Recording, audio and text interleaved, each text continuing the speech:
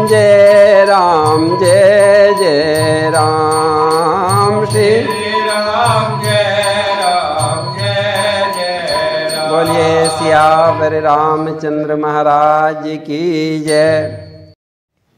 भगवान भोलेनाथ कथा सुना रहे हैं। जैसे प्रभु ने अपने भयंकर बाण का संधान किया, समुद्र में तो उफान आ गया। अंदर ही अंदर अग्नि प्रज्वलित हो उठी। समुद्र में ऐसा भूचाल देखकर समुद्र देव तुरंत ब्राह्मण वेश में हाथों में मणि मोतियों से भरा स्वर्ण थाल लेकर उपस्थित हो गया। केले के पेड़ को कोई कितना ही सींचे, परंतु वह तो काटने से ही फलता है। इसी प्रकार नीच विनती नहीं मानता, वह तो डांटने पर ही झुकता है। इसी प्रकार समुद्र राम जी ने जैसे ही बाण पर चढ़ाया, समुद्र भयभीत होकर चरणों में गिर पड़ा।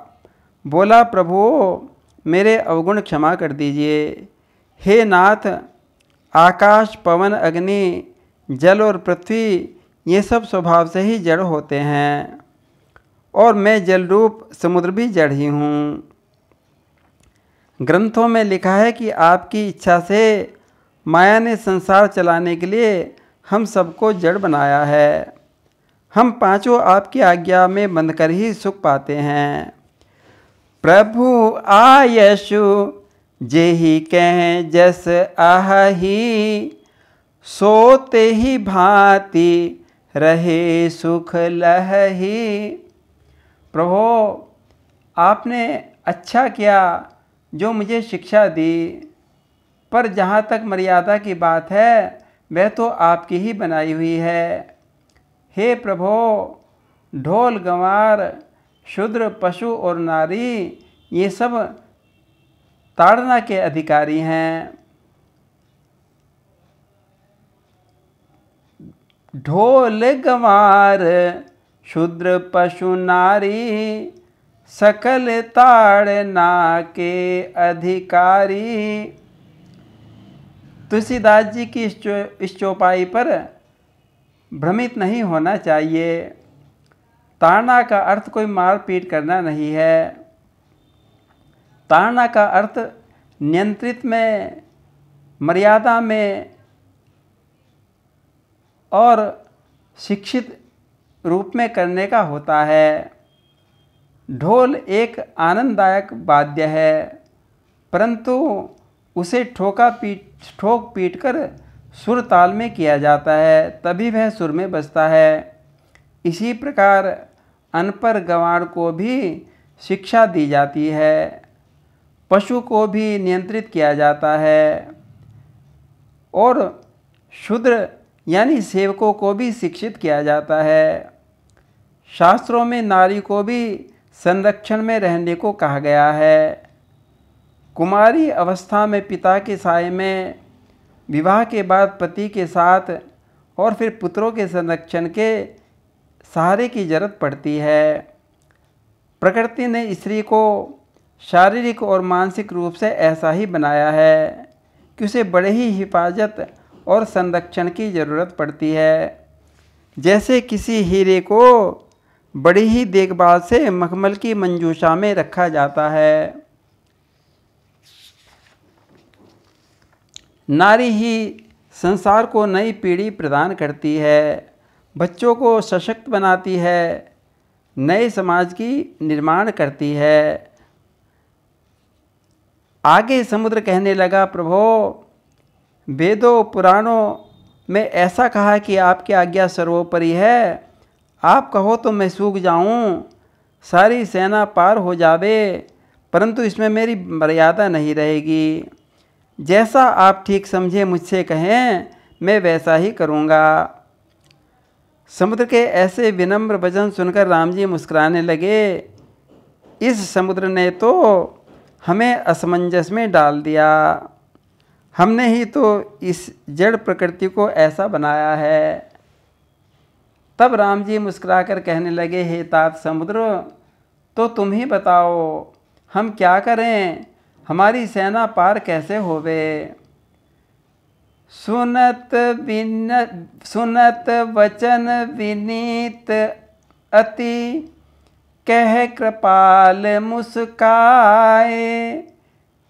जेहि विधि उतरे कपि कटक, तात सो कहाहु उपाय। जब राम जी ने समुद्र से पार उतरने का उपाय पूछा तो समुद्र बोला, क्यों ना वह कार्य किया जावे, जिसकी जुग जुग तक याद रहे। हो जाए विजय भी राघव की, सागर की भी मर्याद रहे। हे नाथ, आपकी सेना में नल और नील 2 भाई हैं। उन्होंने बचपन में ऋषियों का आशीर्वाद पाया था। उनके हाथ के स्पर्श किए से भारी भी पर्वत भी आपके प्रताप से समुद्र में तैर जाएंगे। और प्रभु, मैं भी आपके बल प्रताप से अनुकूल सहायता करूँगा।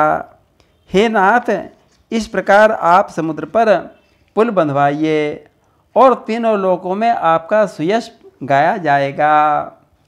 एहि विधि नाथ पयोधि बंधाइए, जेहि यह सुजस लोक तिहु गाइए। राम जी बोले, ठीक है समुद्र देव, हम पुल बनवाएंगे, किंतु इस अग्निबाण का क्या करें जो मेरे धनुष पर रखा हुआ है। तो तब समुद्र बोला कि नाथ, इसे तो उत्तर तट पर छोड़ दीजिए। उत्तर तट पर रहने वाले उन दुष्ट पापियों ने मुझे बहुत परेशान कर रखा है। और समुद्र की बात सुनकर राम जी ने तो उधर तीर छोड़ दिया। समुद्र देव का सारा दुख दूर हो गया। राम जी के भारी बल को देखकर समुद्र प्रसन्न हो गया। प्रभु के जप जप जय जयकार करता हुआ समुद्र चला गया। भोलेनाथ कथा सुनाते हुए बोले, भवानी, समुद्र अपने घर चला गया। समुद्र की सलाह प्रभु को भा गई। ये राम जी का परम मधुर चरित्र है, कलयुग के पापों का नाश करने वाला है। राम जी की ये लीलाएं सुख की खान हैं, संचों का शमन करने वाली हैं, दुख का दमन करने वाली हैं। सब आशा भरोसा छोड़कर निरंतर इनका श्रवण और गान करना चाहिए। हे भवानी, अब इस सुंदर कांड का समापन करते हुए हम इसका महात्म्य बता रहे हैं। श्री रघुनाथ जी का गुणगान समस्त सुंदर मंगलों को देने वाला है। जो आदरपूर्वक इसको सुनते हैं वे बिना जहाज के ही संसार सागर को पार कर जाते हैं। सकल सुमंगलदायक रघुनायक गुणगान, सादर सुनहित तरहि भव सिंधु बिना जल जान। इस प्रकार संपूर्ण पापों का नाश करने और ज्ञान प्रदान करने वाला पंचम सोपान सुंदरकांड समाप्त होता है। बोलिए सियावर रामचंद्र महाराज की जय।